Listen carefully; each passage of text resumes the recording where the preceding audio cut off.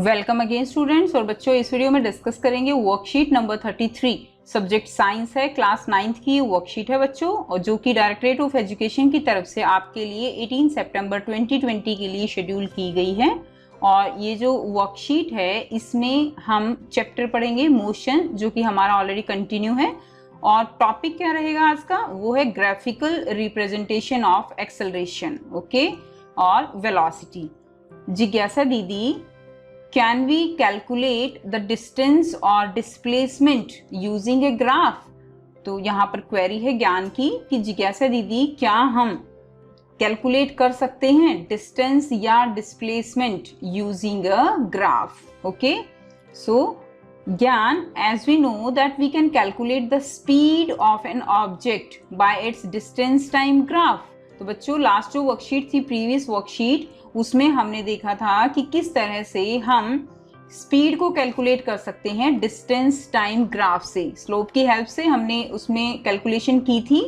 Similarly we can also calculate the distance और displacement travelled by an object by using its velocity time graph. तो अब हम क्या करेंगे, वेलोसिटी टाइम ग्राफ से कोई भी जो ऑब्जेक्ट है उसकी डिस्टेंस या डिस्प्लेसमेंट कैलकुलेट करेंगे। कौन से ग्राफ से? Velocity time graph. Okay, velocity time graph represent acceleration of an object. क्या शो करेगा वेलोसिटी टाइम ग्राफ? एक्सेलरेशन। जैसे बच्चों प्रीवियस वर्कशीट में डिस्टेंस टाइम ग्राफ क्या शो कर रहा था? स्पीड।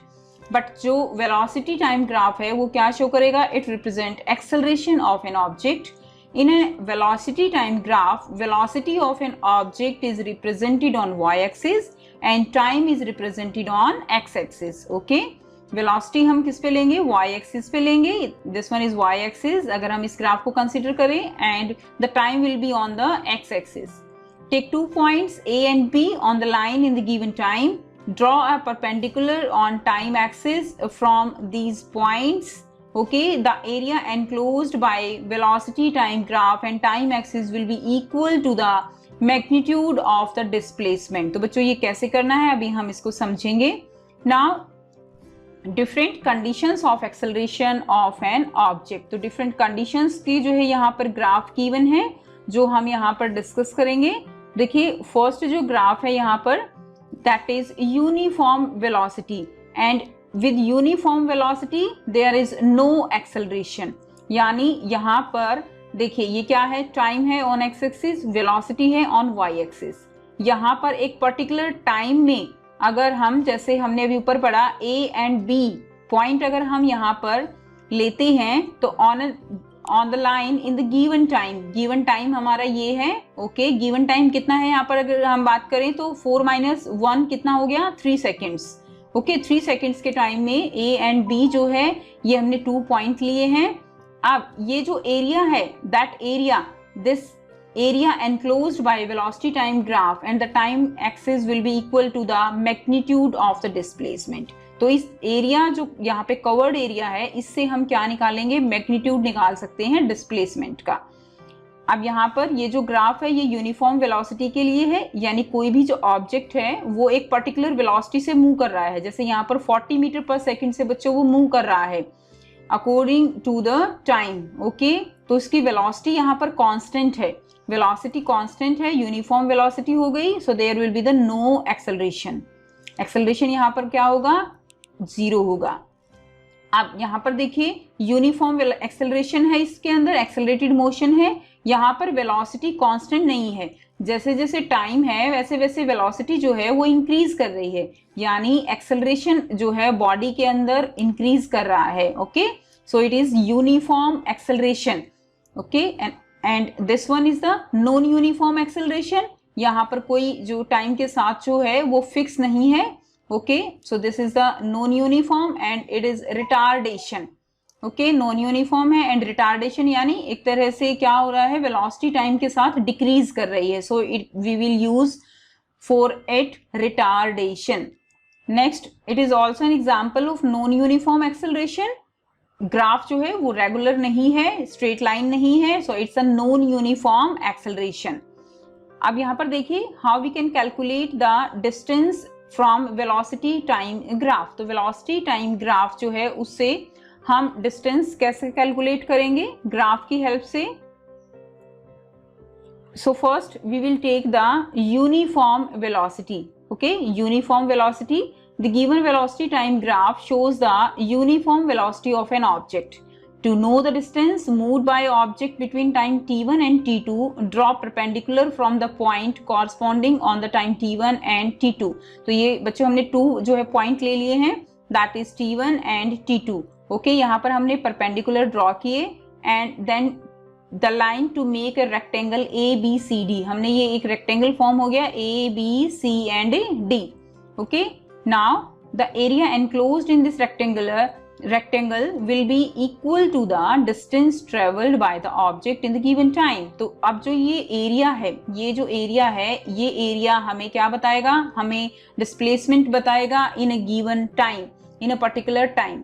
तो यहाँ पर हम कैसे निकालेंगे इसका एरिया, डिस्प्लेसमेंट डिस्टेंस हमें निकालनी है। So area of rectangle A B C D, इसके लिए हम फॉर्मूला लगाएंगे ए सी जो वाई एक्सिस पे है and into C D, okay, जो एक्स एक्सिस पे है। तो ए सी यहाँ पर देखिए बच्चों ये कितना है हमारा, ये 40 है, यहाँ तक हम मेजर करेंगे 40 इंटू, उसके बाद क्या है सी डी, क्या है हमारा C D, that is T2 minus T1। So T2 क्या है हमारा 4 है एंड T1 क्या है हमारा, यहाँ पर जब आप इसको मेजर करोगे तो दैट विल बी 1.2। ओके, सो यहाँ पर आप इसको सॉल्व करेंगे 40 इंटू 2.8 यहाँ पर आएगा, यहाँ से इसको माइनस करेंगे 2.8, दैट विल बी, इसको हम मल्टीप्लाई करेंगे, then the answer will be 112 kilometre. तो ये क्या निकल गया, this is the displacement. So यहाँ से हमने जो है ग्राफ की हेल्प से, यूनिफॉर्म वेलोसिटी का जो ग्राफ है बच्चों, उसकी हेल्प से हमने क्या निकाला है, डिस्प्लेसमेंट निकाली है। अब इसी तरह देखिए ये ग्राफ किसका है, यूनिफॉर्म एक्सेलरेशन का ग्राफ है। So the velocity increases in equal amount in equal interval of time in uniform accelerated motion. यहाँ पर वेलोसिटी बच्चों इंक्रीज हो रही है as the time is increasing and the time interval with increasing the velocity is same, and so it is uniform accelerated motion. And here also if we take any 2 point, like we take first suppose this point A and this point E, we are taking these 2 points and then we will take 2 points on the corresponding time axis also, then there will be the formation of trapezium. Okay, और जो ये area अब covered आपको blue area नजर आ रहा है, this will tell the distance. Now the area enclosed by the trapezium formed by jointing point A, E and to the x-axis, okay, these 2 points on the x-axis, and will be equal to the distance traveled by the object in time t1 and t2. Now similarly we will calculate the area of this trapezium, distance traveled, that will be the area of A, B, C, D and E. Now area of A B C D E हमें निकालना है। तो देखिए first क्या करेंगे हम, area of A B C D, you know it very well, then plus area of this triangle. First हम area इसका रेक्टेंगल का निकालेंगे, then the area of this triangle, triangle A D E. So यहाँ से बच्चों ए B C D का जो है आप निकालेंगे तो A B into B C. Okay, तो इसको हम एक बार क्लियर कर लेते हैं। देखिए ए बी का जो है हम लिखेंगे, ए बी कितना है हमारे पास, आप यहाँ से देखिए ये कुछ हल्की सी आपको डार्क लाइन नजर आ रही है, that will be the reading 18। Okay, आप बी सी क्या है, बी सी जो है हमारा एक्स एक्सिस पे है, टाइम का एक्सिस है ये, तो यहाँ पर क्या है 20 और यहाँ पर जो हमारी वैल्यू है दैट इज 12। ओके, यहाँ पर जो वैल्यू है हमारी वो क्या है, that is 12। So 20 minus 12 plus half area of triangle. Now A D, तो ये देखिए ए डी जो है वही है हमारा 20 माइनस 12 एंड डी ई क्या है, ये देखिए ये है डी ई। तो डी ई क्या है टोटल, यहाँ पर ई देखिए यहाँ पर क्या है 36। ओके, और डी क्या कहाँ पे है हमारा, जो है अगर हम देखें तो, और ये पॉइंट हमारा क्या है सी, तो ई सी में से अगर हम सी डी माइनस कर देंगे तो हमारा जो है यहाँ से डी ई निकल जाएगा। ई सी हमारा कितना है बच्चों 36 और डी सी हमारा कितना है, यहाँ पर अगर आप लाइन देखेंगे तो यहाँ पर आएगा 18। तो 36 माइनस 18 हमने यहाँ पे माइनस जो है ये सॉल्व करेंगे हम, तो क्या आएगा 18 into 8 plus half, 20 minus 12 8 and 36 minus 18। Okay, इसको सॉल्व कर दीजिए, very simple, answer will be 216 metre. तो इस तरह से यूनिफॉर्म एक्सेलरेशन से भी हम क्या निकाल सकते हैं, डिस्टेंस ट्रेवल्ड जो है वो निकाल सकते हैं। अब स्टूडेंट्स यहाँ पे कुछ क्वेश्चंस गिवन हैं।